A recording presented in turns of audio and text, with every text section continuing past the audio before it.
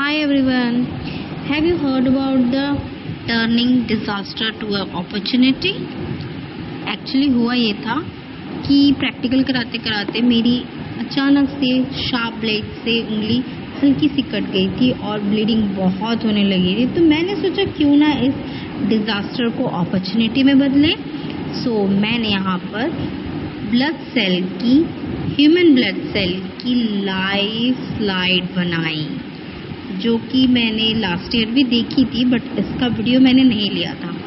But अभी practical कराते हुए अचानक से स्लाइटली ये हाथ कट गया, मेरी उंगली कट गई, तो मैंने उसको स्लाइड में रखा, कवर स्लिप लगाया और देखिए ये है ह्यूमन ब्लड सेल की लाइव स्लाइड। बहुत सारे सेल्स नज़र आते हैं इसमें, बहुत सारे रेड पार्टिकल, छोटे छोटे ब्लड सेल्स हैं।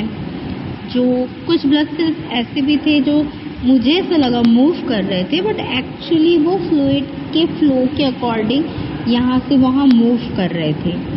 ध्यान से जूम करने के बाद जब मैंने उसको देखा तो वो थोड़ा थोड़ा देखिए फ्लो में मूव कर रहे हैं। अब एक्चुअली मुझे रीज़न नहीं पता कि ये शायद WBC हैं कि ये RBC सेल्स ही हैं जो अपने प्लेस बनाते हुए मूव कर रहे हैं, क्योंकि मेरा ब्लड उतना ज़्यादा थिक नहीं है, सॉलिड थिक नहीं है जैसा होना चाहिए। सो मुझे ये समझ नहीं आया कि एक्चुअल में ये क्या है, but this is the real RBC। ये ब्लड सेल ही है।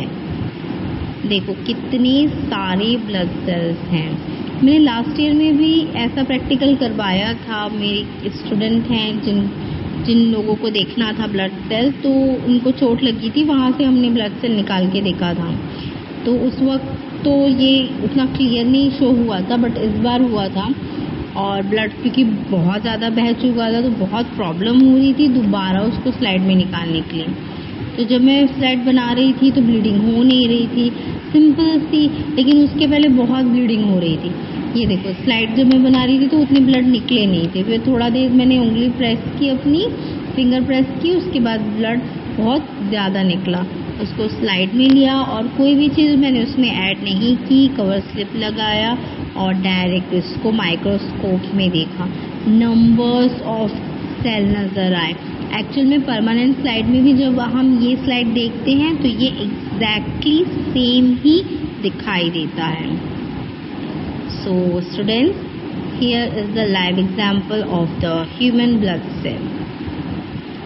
I hope you are enjoying this video, and if you want any other videos, please tell me about the which type of and which class, from which class practicals you want to see.